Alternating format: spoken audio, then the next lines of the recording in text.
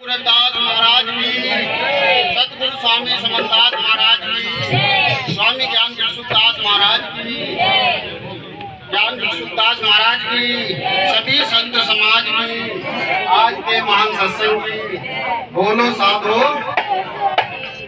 हे नमो नमो गुरुदेव जी, धरू चरण में शीस। परम संत रविदास जी हैं, पूर्ण विश्व 20। हे नमो नमो गुरुदेव जी, मैं करूं प्रणाम अनंत। मेरी पल पल खबरा ले लियो सतगुरु समनदास अनंत जी। सतनाम से साहिब जी। भाई सतगुरु प्यारी आया है तो जाएगा राजा रंग फकीर, और एक सिंहासन चढ़ चला एक बंधा जंजीर।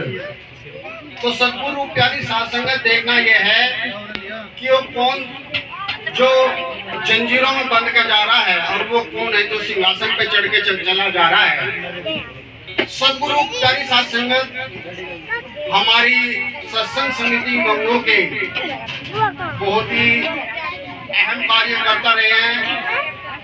लक्ष्मण दास जी पिछले महीने के और इस महीने के बीच में उन्होंने अपने शरीर को पूरा किया है। तो सतगुरु प्यारी साथ संगत में आपसे अरदास करता हूँ, उन्होंने अंतिम क्षण तक भी गुरु के वचन पर डटे रहे। उन्होंने सत्संग समिति के कंधा से कंधा मिलाकर के साथ दिया है। तो मेरी आपसे अरदास है कि ऐसे महान के लिए एक सुशील भगत जी हैं जो मंदिर पे सेवा करी है, और भी कई महात्मा इस बीच में हमारे इस महीने के बीच में अपने शरीर को पूरा करके परम पिता परमात्मा की शरणागत गए हैं।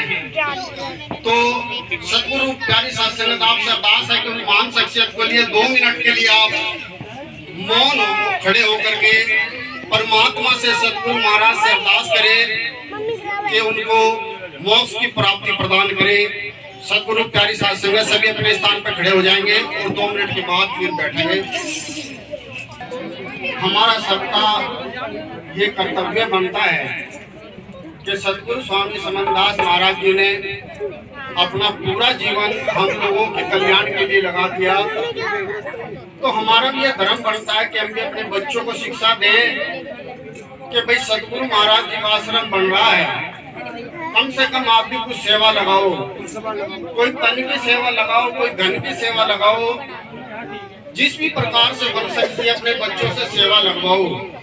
क्योंकि सतगुरु प्यारी साथ संगत सेवा सबसे बड़ा मानव चोले का कार्यक्रम है। इस मानव चोले में जिसने भी सेवा करी है वही पार उतरा है। तो किस प्रकार से बता खेलते के द्वारा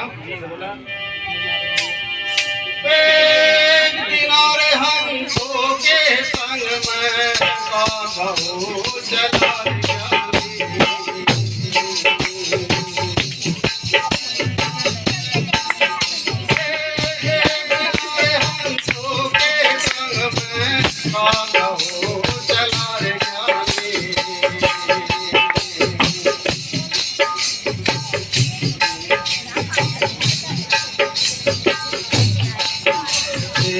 कागवर जी गाया बोलो, कागवर जी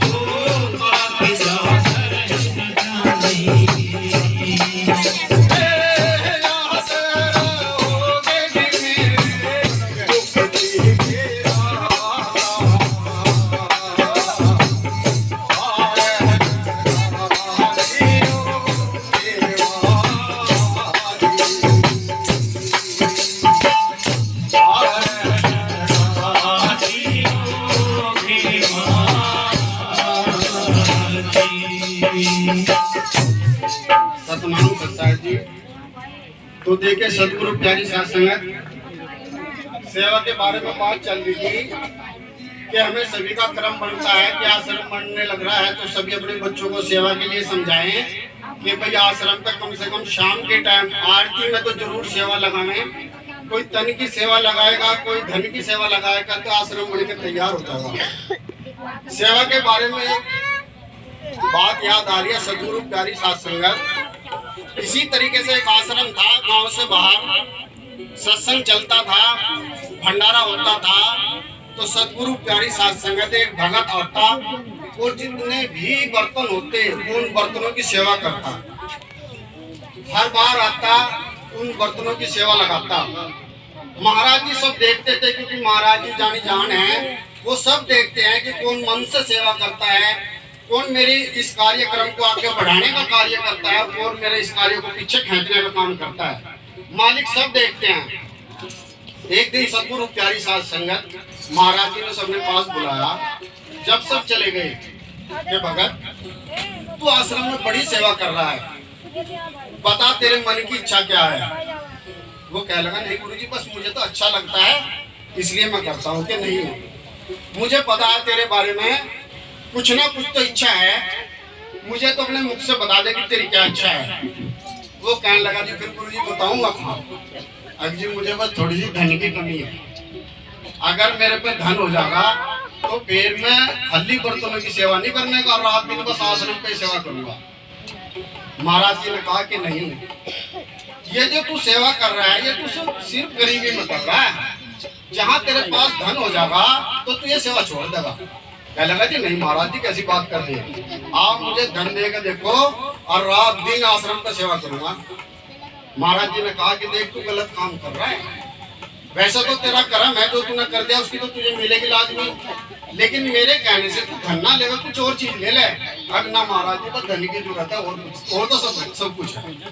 महाराज जी ने कहा कि चल ठीक है भाई हो जाएगा काम।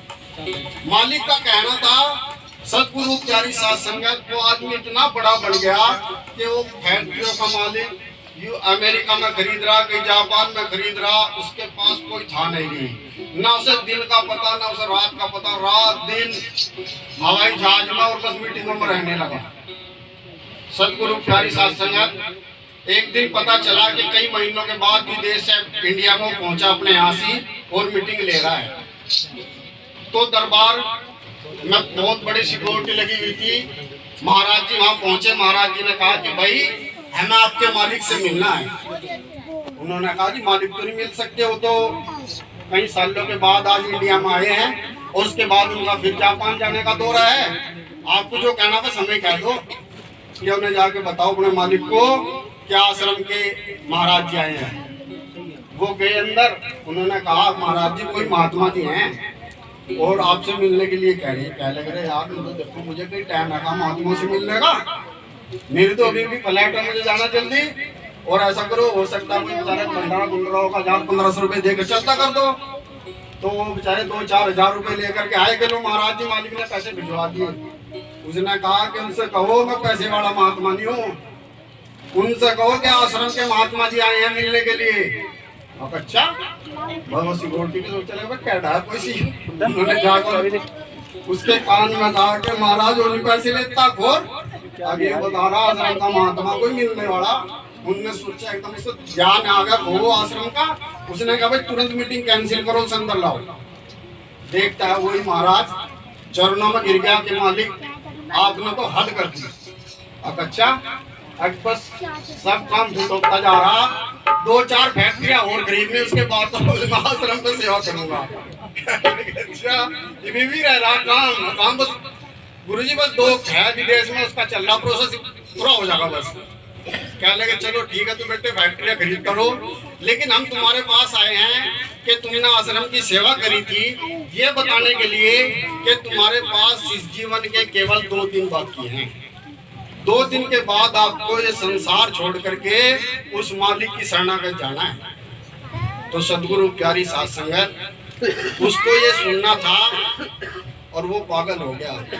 वो कहने लगा कि मालिक मैं तो वो सेवा भी नहीं कर पाया जो मुझे करनी थी, बस ये 2 दिन का काम है, मेरी फैक्ट्रियों का ये पूरा हो जाए, उसके बाद फिर चलो देखते हैं। उसने कहा अगर तू हमारा एक काम कर सकता है तो बता। उसने कहा जी गुरु जी कैसी बात कर रहे, भला आपका काम नहीं करूंगा मैं, और किसका काम करूंगा बताओ, आपका हर काम करूंगा। कहने लगा फिर ऐसा कर, जाना तो हमें भी वही है, लेकिन हमारा जो समय है तुमसे 2 दिन बाद का है। तुम 2 दिन पहले चले जाओगे, हम 2 दिन बाद में आएंगे। अगर तुम कर सकते हो हमारा काम तो ये एक सुई है हमारी, ये लेके चले जाना, हम तुमसे वही ले लेंगे।